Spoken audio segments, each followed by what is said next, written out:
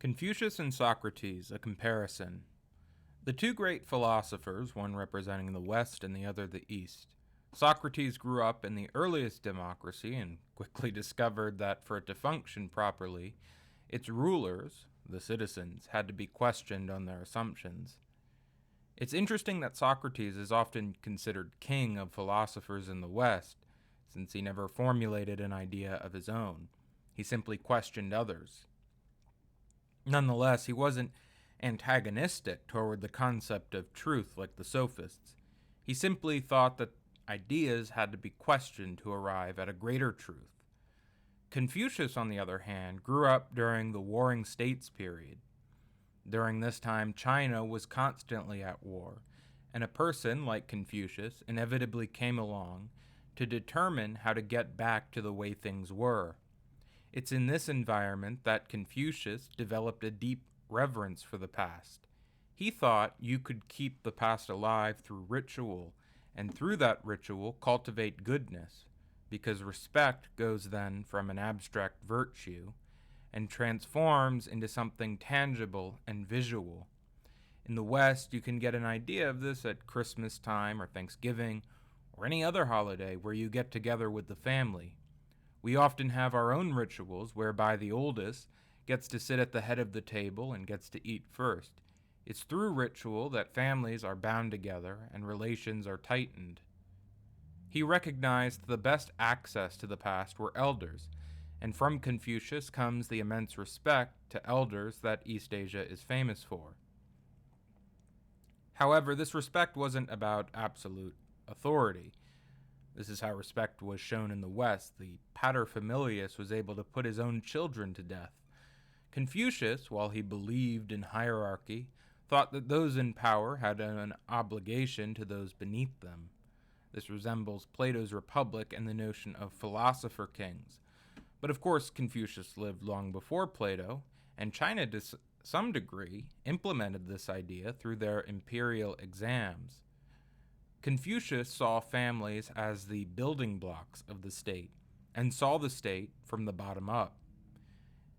Here's where another important idea from ancient China comes from, which is the mandate of heaven.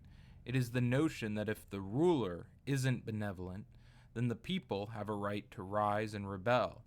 One can easily see the philosophical underpinnings of democracy here.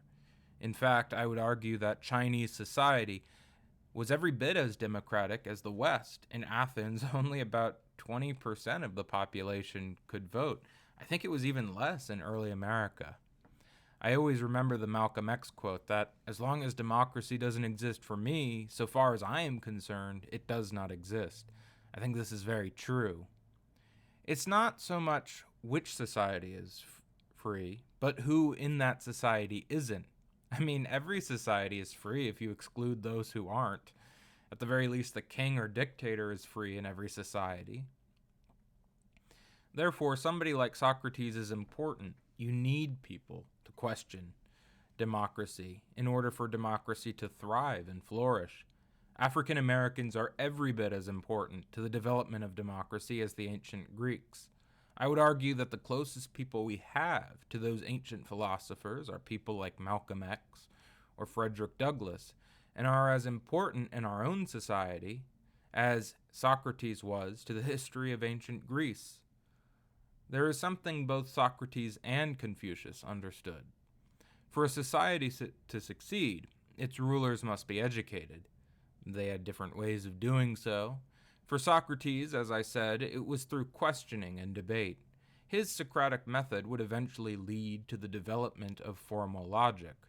For Confucius, it was a deep reverence for the past. As Newton said, "If I have seen farther, it is because I stood on the shoulders of giants." Our world did not emerge in a vacuum. It is the process of thousands of years of history. I have often said if you don't read history, you'll have trouble understanding the world today. It's a bit like trying to follow a novel that you began in the middle of. When you read history, it's like being able to read the story from the beginning. And how much better is somebody going to understand a story if they start from the beginning than if they start from the middle?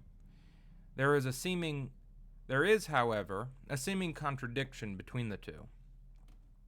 Socrates questioned the status quo, whereas Confucius seemed to uphold it, or at least the previous status quo that existed before the society he lived in. There are two important things to keep in mind. First off, the reason Socrates looked to the past was because it was a time of relative stability.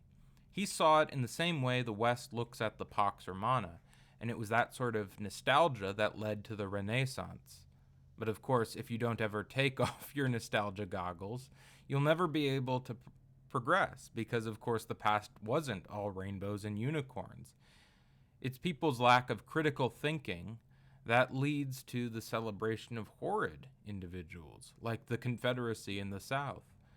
In this instance, it might be best to look to China's other great philosophy, though not indigenous, Buddhism, and the practice of the middle way.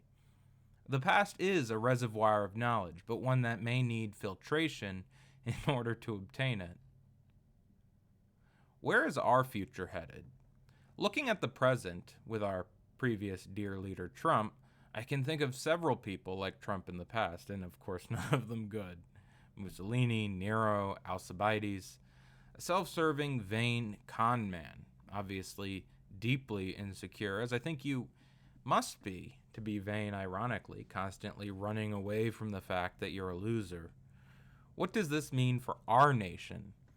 Hegemony in the United States, and the greedy white supremacist oligarchy that leads it, was already in decline. Trump represents the very worst aspects of America. He is that bad part of Confucius I was talking about. He only exists because that part of America is trying to save itself, a bit like slave owners were trying to do during the Civil War, or segregationists during the 60s. I think this will speed up the process of disintegration that had already been taking place, because basically the racist hegemony that had existed is planting its foot down and saying no further rather than continuing to adapt. They are going to die on this hill. The progressive trends will continue and will violently defend themselves if need be. Those who make peaceful change impossible make violent change inevitable.